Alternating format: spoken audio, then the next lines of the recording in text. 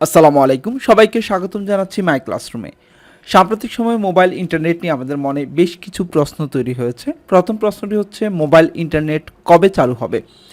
এ বিষয়ে যে যা জানা গেল যে সারা দেশে মোবাইল ইন্টারনেট চালু করতে আগামীকাল রোববার অপারেটরদের সঙ্গে বৈঠকে বসবেন তথ্য ও প্রযুক্তি প্রতিমন্ত্রী জুনাইদ আহমেদ পলক। তার মানে আগামীকাল রোববার প্রতিমন্ত্রী পলক তিনি বসবেন বাংলাদেশের সব অপারেটর বলতে যেমন গ্রামীণফোন, রবি, বাংলালিংক, এয়ারটেল এদের সাথে বসবেন, বসে সিদ্ধান্ত নেবেন যে কবে কখন সেটি মোবাইল ইন্টারনেট চালু করা যায়। তাহলে কালকে সিদ্ধান্ত জানা যাবে কবে চালু হবে। এখন সম্ভাব্য সময় কি, যেহেতু কালকে বলবে এখনও বলে নাই, তারপরও সম্ভাব্য একটি সময় হচ্ছে মন্ত্রী জানিয়েছেন রবি সোমবার থেকে মোবাইল ডাটা চালু হতে পারে। ঠিক আছে, যদি অপারেটরদের সাথে বসে সন্তোষজনক কথাবার্তা হয় তাহলে রবি সোমবার থেকে আমরা মোবাইল ও ইন্টারনেট চালাতে পারবো। এখন প্রশ্ন হচ্ছে মোবাইল ইন্টারনেট আসার আগে আমাদের ওয়াইফাই সক্রিয় রয়েছে, আমরা কিন্তু ওয়াইফাইয়ের মাধ্যমে বা ব্রডব্যান্ড ইন্টারনেটের মাধ্যমে ফেসবুক, টিকটক আমরা ব্যবহার করতে এই দুটি অ্যাপ ব্যবহার করা যাচ্ছে না। এ দুটি নিয়ে কী সিদ্ধান্ত বা এই দুটি কখন চালাতে পারবো এ বিষয়ে আমরা এখন জানবো।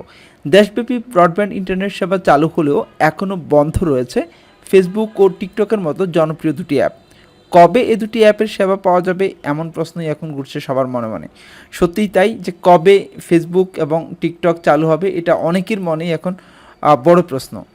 আইসিটি প্রতিমন্ত্রী আরও লিখেন, আগামী 3 দিনের মধ্যে ফেসবুক, টিকটক সহ সোশ্যাল মিডিয়া কোম্পানিগুলিকে চিঠি দিয়ে আলোচনায় বসা হবে। তারা যদি সেখানে অংশ নিয়ে সন্তোষজনক জবাব না দিতে পারে তবে তাদের প্রতি আমরা কঠোর ব্যবস্থা গ্রহণ করব।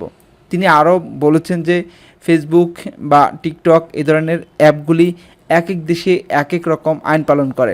বাংলাদেশে সাম্প্রতিক সময়ে যে কোটা সংস্কার আন্দোলন হয়েছে সেখানে গাড়ি ভাঙচুর, অন্যান্য অগ্নিকাণ্ডের যে ঘটনাগুলি সেগুলি ফেসবুক দেখিয়েছে, ফেসবুক সেগুলি ব্লক করেনি। মন্ত্রী অভিযোগ করেন যে আসলে এই যেগুলি ব্লক করার কথা ছিল ব্লক তো করাই হয়নি, বরং সেখানে আরও দেখা গেছে সেগুলিকে বুস্টিংয়ের মাধ্যমে তারা টাকা ইনকাম করার চিন্তা ভাবনা করছে। তো এগুলির জন্য যদি ফেসবুক সন্তোষজনক কোনো উত্তর না দিতে পারে তাহলে হয়তো ফেসবুক চলবে না।